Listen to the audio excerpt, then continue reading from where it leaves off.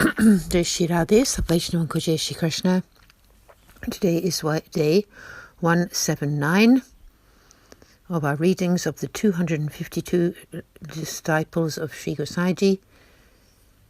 Varta 162, the story of the renunciate Brahmin from Gujarat, continued from yesterday. Sri Gosaiji then enlightened him. Sri Navaneet Priyaji is that Lord who plays as a child in Sri Yashodaji's home.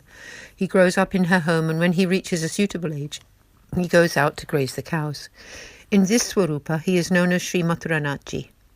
When Sri Mathuranathji goes to the gopis' houses to steal butter, then he takes all his friends and goes into Sri Swaminiji's house. He steals milk, yogurt and butter. When she gets him on his own, she says to him, "I am going to capture you and take you in front of Sri Nandaraiji and Sri Yashodaji." Sri Swaminiji then grabs hold of two of his hands.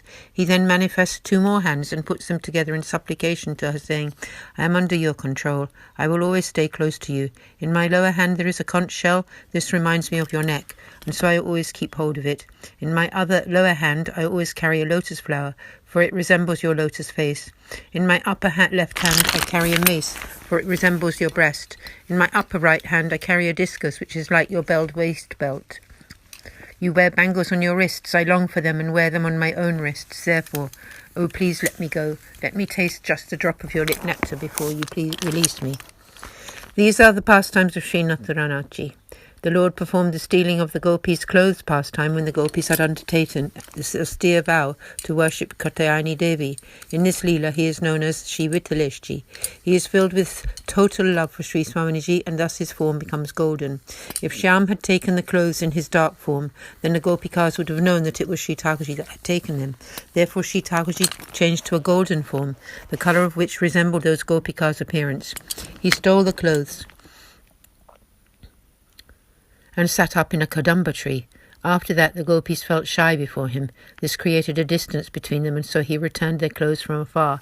These are the Leelas of Sri Vittaleshraiji. In the 5 chapters of Srimad Bhagavatam, in which the Lord's great circle dance with the gopis is described, in which the Lord makes the Vraja devotees to sit on the banks of the Sri Yamunaji river, he is known as Sri Dwarkanathji. In the middle of all these gopis, who are sitting on the banks, Sri Swaminiji, Sri Thakurji suddenly appears there. Then, because of their feeling of pride, he denied them his presence. With his lotus hands he covers Sri Swaminiji's eyes, and with 2 of his hands he holds and plays the flute. In this way Sri Dwarkanathji enjoys his love-filled play. In the form of Sri Gokulnathji, the Lord lifted up the Sri Govardhan hill and protected all the Brajavasis. He lifted up Sri Govardhan with his left hand and held it aloft with his right hand. In this way he makes all the Vraja devotees to drink of his nectar. He even held up Sri Govardhanathji with the end of his flute. He even held up Sri Govardhanji with the end of his flute. In his lower hand, left hand, he holds a conch shell, the form of which is divine water. This Sri Govardhan Leela is revealed by Sri Govardhanathji. The form of Sri Gokul Chandramaji is the direct manifestation of Sri Krishna as the enticer either of Cupid, the enticer of the mind. In the above-mentioned 5 chapters of Srimad Bhagavatam, in which Sri Krishna dances with the gopis, when the Lord disappeared from their sight, the gopis began to weep. Then he reappeared in their midst in his beautiful form, as the one with his body curved in 3 places, Sri Lalita Tribhangiji. Then the great Rasa Leela dance took place. He played the flute with 2 hands and thereby showered the gopis with his loving nectar. The 7 holes in the flute are his 6 opulences and himself, the single embodiment of them all. He places his fingers over the holes, thereby consoling all the gopis that I am under your sway. I am under the control of your devotion. I shall always remain indebted to you. These are the divine pastimes, especially this Rasa dance Leela of Sri Gokul Chandramaji. They are many. Now I shall describe the form of Sri Madan Mohanji. His many varied Leelas are played within the secret forest boughs. There it is so beautiful that millions of love gods together are shamed. Many different Leelas are enjoyed. In the Ras Panchadhyayi, Sri Krishna called the gopis to his side by playing his flute. In this way he arouses their heart's love for him. This very form of Sri Madan Mohanji This very form is Sri Madan Mohanji. Thus I have told you of the 7 Swarupas, forms of the Lord, and their own moods and manifestations. When you go to have their holy sight, you should always keep these sentiments in mind. Shri Govardhan Nachi is the lord of the secret forest love bowers. He stands at the door to the bower and lifts up his hand to call his devotees to him. This is how you should contemplate Shri Govardhan Nachi. When he heard all of this, the renunciate Vaishnava felt most happy. Shri Gosaiji then went to have the holy sight of Shri Govardhan Nachi, and the renunciate Vaishnava accompanied him. They arrived in Gopalpur, that is Jetipura, and Srinath Dwar, bathed, and then ascended Sri Giriraj and entered the temple for Seva. It was time for the lunchtime offerings. Sri Gosaiji made his Seva and thereafter performed the Rajbhog Arti. The renunciate Vaishnava then had the holy sight of Sri Govardhan Nachi. When he had settled his beloved lord down to his afternoon nap, Sri Gosaiji came to sit in his betak. The renunciate came there too. Sri Gosaiji went to partake of Mahaprasad and then fed the renunciate Vaishnava, who sat down to honour his prasad. Sri Gosaiji went to take his nap. The Vaishnava finished his prasad and got up. He sat and fanned Sri Gosaiji as he rested. The next day he took Sri Gosaiji's permission to circumambulate the whole of the Vraja land. He did not stay in any one place for very long. Sri Govardhan Nachi began to grant him his direct experience. Not long after this, the renunciate Vaishnava left his body. He attained the lotus feet of Sri Govardhan Nachi. Bhav Prakash.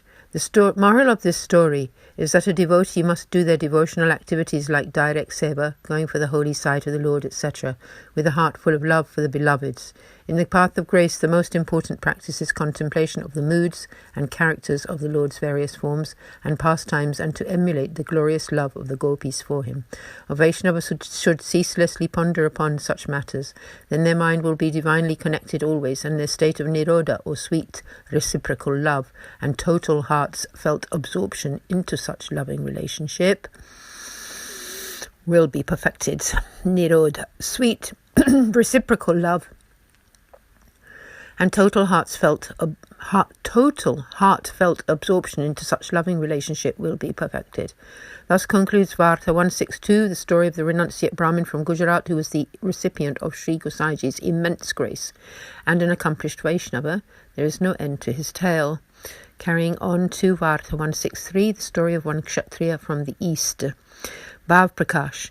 This is the devotee of Sattvic disposition. In the eternal Leela, his name is Kirti, who manifests from Mohani, and is thus a personification of her divine loving sentiment. He was born into the family of a wealthy Kshatriya in a village 4 miles to the north of Pipari in the east.